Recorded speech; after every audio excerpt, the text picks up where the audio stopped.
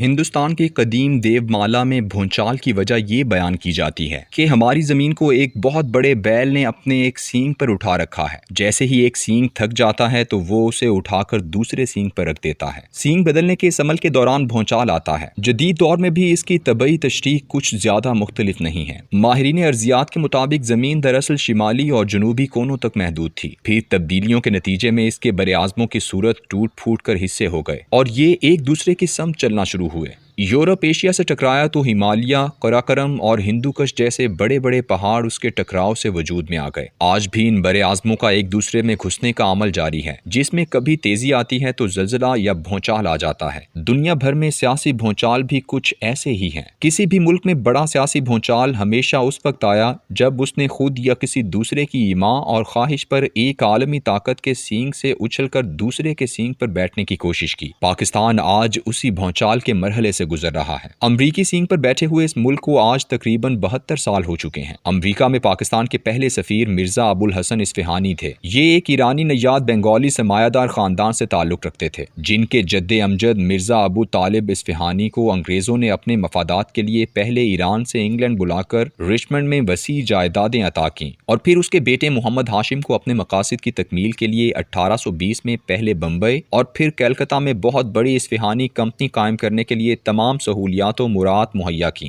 اس خاندان پر انگریز کی پشت پناہی کا عالم یہ ہے کہ جب بنگلہ دیش بنا تو تمام غیر بنگالیوں کا قتل عام کیا گیا۔ بیچارے بہاری آج بھی کسی وطن کو ترس رہے ہیں، لیکن تقریباً 100 سال پہلے اصفہان سے آ کر بنگال میں آباد ہونے والے اصفہانی خاندان کی کاروباری سلطنت آج بھی ڈھاکہ، چٹاگانگ اور سلہٹ میں محفوظ و مامون ہے۔ مرزا ابو الحسن اصفہانی نے 7 ستمبر 1949 کو وزیر اعظم لیاقت علی خان کو ایک خط تحریر کیا، جس میں لکھا تھا: آپ نے ماسکو کی دعوت قبول کر کے حکمت عملی کا شاہکار نمونہ پیش کیا ہے۔ چند ماہ پہلے تو ہم لوگ امریکی محکمہ خارجہ کے درمیانے درجے کے حکام سے چند میٹھے بولوں کے سوا اور کچھ حاصل کرنے کے قابل نہیں تھے۔ ہمیں تو بس اچھے لڑکوں کی طرح قبول کیا جاتا تھا، یعنی ایسے لڑکے جو نہ تو کمیونزم کی طرف آنکھ اٹھا کر دیکھیں گے اور نہ ہی بائیں بازو کے ساتھ آنکھ مچولی کھیلیں گے۔ ہمارے ملک کو سنجیدہ توجہ کے قابل سمجھا ہی نہیں جاتا تھا۔ امریکی بھارت کو خوش کرنے کی خاطر سب کچھ کرنے کو تیار تھے، لیکن آپ کی طرف سے ماسکو کی دعوت قبول ہونے کے بعد پاکستان راتوں رات امریکی حکومت کی نظروں میں اہم ہو گیا ہے۔ اب یہی امریکی دفتر خارجہ اس تاثر کو زائل کرنے کی ہر ممکن کوشش کر رہا ہے کہ وہ بھارت کے معاملے میں جانبدار ہے۔ یہ خط پاکستان کے پہلے تاریخی موڑ کا ایک ایسا سنگ میل ہے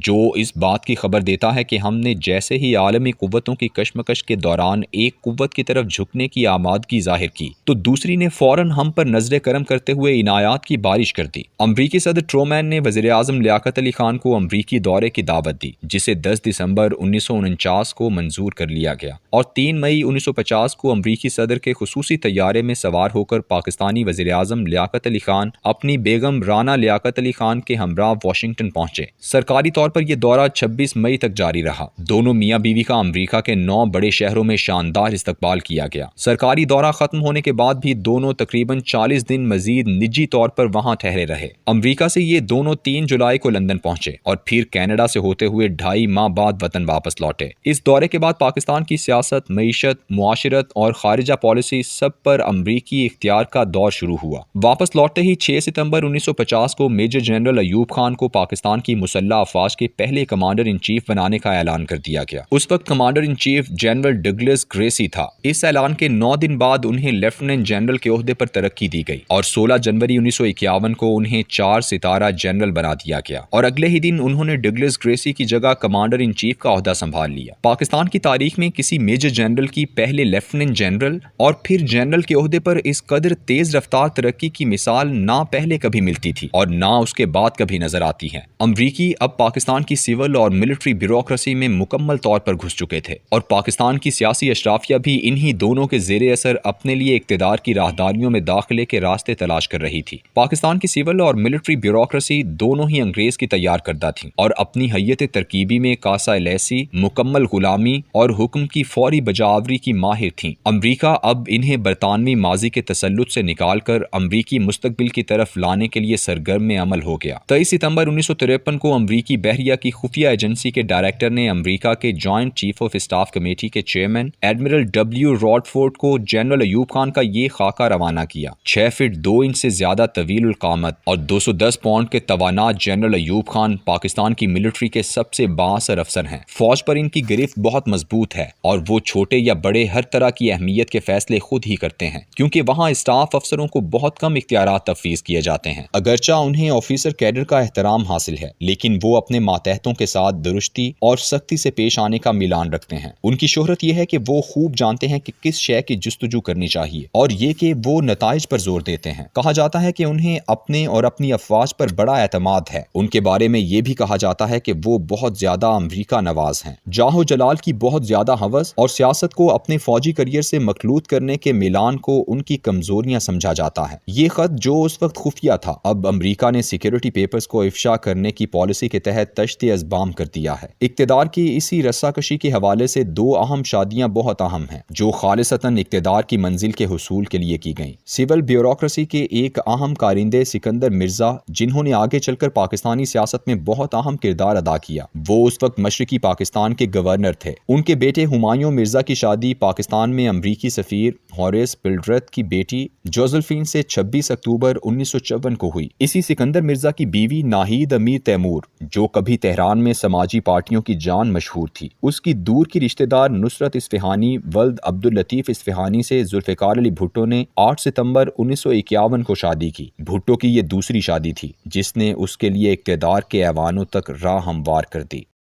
قیام پاکستان سے پہلے ہی یہ دنیا دو عالمی طاقتوں امریکہ اور سوویت یونین میں تقسیم ہو چکی تھی۔ ایسی دنیا میں کسی بھی ملک کا آزاد و خود مختار رہنا مشکل ہی نہیں بلکہ ناممکن تھا، خصوصاً وہ ممالک جو وسائل کی دولت سے مالا مال تھے یا جن کی جغرافیائی اہمیت ایسی تھی کہ ان پر قبضہ کرنا ان دونوں طاقتوں کے لیے اپنی بالادستی قائم رکھنے کے لیے ضروری تھا۔ دونوں عالمی طاقتوں کے لیے لڑائی کا میدان ایشیا، افریقہ اور جنوبی امریکہ کے وہ ممالک تھے جو غریب تھے مگر معدنی و زرعی وسائل سے مالا مال تھے یا پھر جغرافیائی طور پر اہم تھے۔ نوزائیدہ پاکستان کی جغرافیائی اہمیت گزشتہ ایک صدی سے امریکہ کی پیشرو قوت برطانیہ اور سوویت یونین کی پیشرو طاقت زار روس کے درمیان 3 افغان جنگوں اور مسلسل مداخلتوں کا باعث بنتی رہی تھی۔ قیام پاکستان کے بعد بھارت کے ساتھ شروع دن سے ہمارے تعلقات کشیدہ ہو چکے تھے۔ کشمیر تنازع، 1948 کی کشمیر جنگ اور اقوام متحدہ میں اس معاملے کی عالمی گونج کے بعد اب دونوں ملکوں کے لیے یہ ناممکن ہو گیا تھا کہ وہ کسی ایک طاقت کے زیر اثر اکٹھے رہ سکیں۔ پاکستان نے امریکہ کا انتخاب کیا اور مئی 1950 سے لے کر تاحال یعنی 72 برس سے ہمارا ملک اس دو سینگوں والی دنیا میں امریکی سینگ پر اٹکا ہوا ہے۔ امریکہ ایک ایسی عالمی قوت ہے جس کی خارجہ پالیسی اور غلبے کی تاریخ انتہائی خطرناک اور اپنے زیر اثر ممالک کے عوام، حکومتوں اور وسائل سے کھیلنے کی المناک داستان ہے۔ امریکہ نے ایسے ملکوں کو تگنی کا ناش نچایا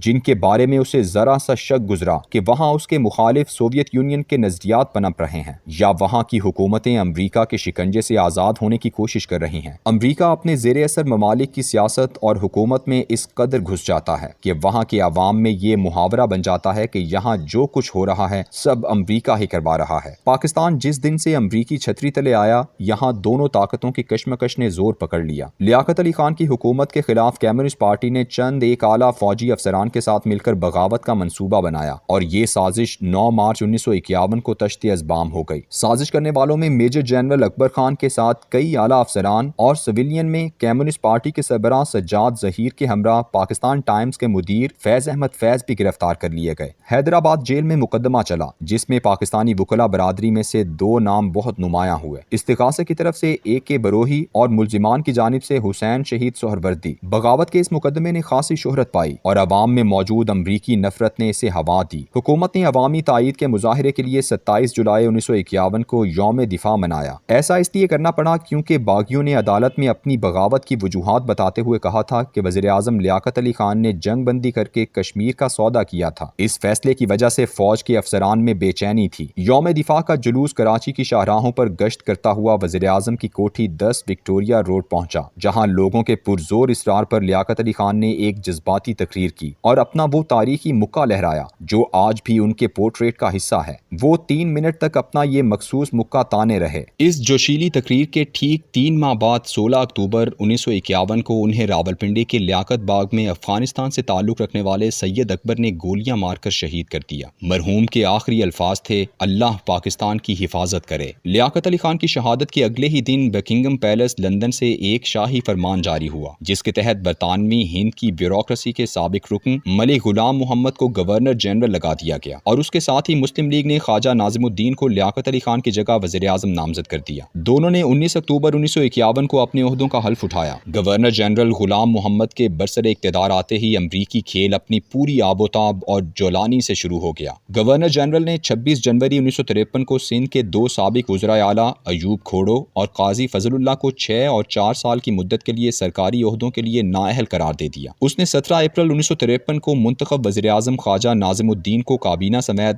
گورنر جنرل ہاؤس بلایا اور ان سے استعفے طلب کیے۔ صرف قادیانی وزیر سر ظفر اللہ نے حکم کی بجاوری کرتے ہوئے استعفیٰ دے دیا، مگر باقیوں نے انکار کیا تو ملک غلام محمد نے اپنے اختیارات استعمال کرتے ہوئے کابینہ کو برطرف کر دیا۔ جانشینی کے لیے امریکہ میں پاکستان کے سفیر محمد علی بوگرا کو چند دن پہلے ہی بلا لیا گیا تھا، اسے وزیر اعظم کے عہدے پر بٹھا دیا گیا۔ اس کے بعد پارٹیاں بدلنے، وفاداریاں خریدنے اور سیاسی جوڑ توڑ کا ایک ایسا کھیل شروع ہوا جو آج تک جاری ہے۔ امریکی ایما پر سابق سفیر محمد علی بوگرا، جسے وزیر اعظم لگا دیا گیا تھا، اسے پاکستان کی خالق مسلم لیگ کا سربراہ بھی منتخب کروایا گیا۔ محمد علی بوگرا کو 238 ووٹ ملے، جبکہ ان کے مقابلے میں کھڑے ہونے والے قاضی محمد عیسیٰ کو صرف 38 ووٹ ملے۔ یہاں سے اندازہ لگایا جا سکتا ہے کہ اب امریکی اس سطح تک پاکستان کی سیاست میں داخل ہو چکے تھے کہ سیاسی پارٹی کا سربراہ تک اپنی مرضی کا منتخب کروانے لگے تھے۔ اس کے بعد سیاسی کشمکش کا ایک ایسا دورانیہ ہے جس میں بالکل اندازہ نہیں ہوتا تھا کون کب تک وزیر اعظم یا کابینہ کا رکن رہے گا۔ جواہر لال نہرو نے طنزیہ طور پر کہا تھا کہ میں اتنی شیروانیاں نہیں بدلتا جتنے پاکستان میں وزیر اعظم بدلتے ہیں۔ اسی سیاسی عدم استحکام کے دوران 29 نومبر 1953 کو پنجاب کے وزیر اعلیٰ فیروز خان نون کے خلاف پاکستان کی تاریخ کی پہلی تحریک عدم اعتماد پیش کی گئی، جو قوت و لالچ کے بلبوتے پر ناکام رہی۔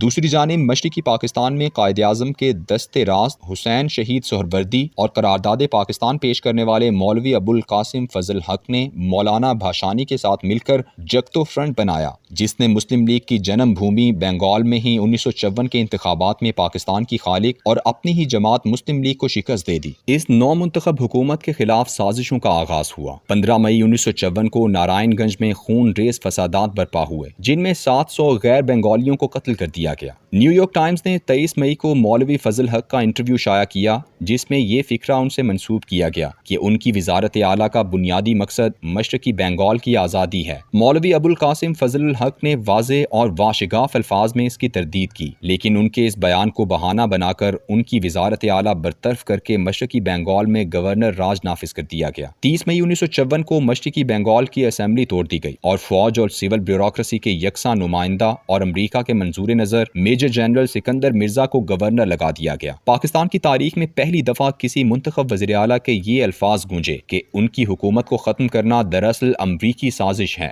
وزیر اعلیٰ بھی وہ جسے قرارداد پاکستان پیش کرنے کا شرف حاصل تھا، جاری ہے۔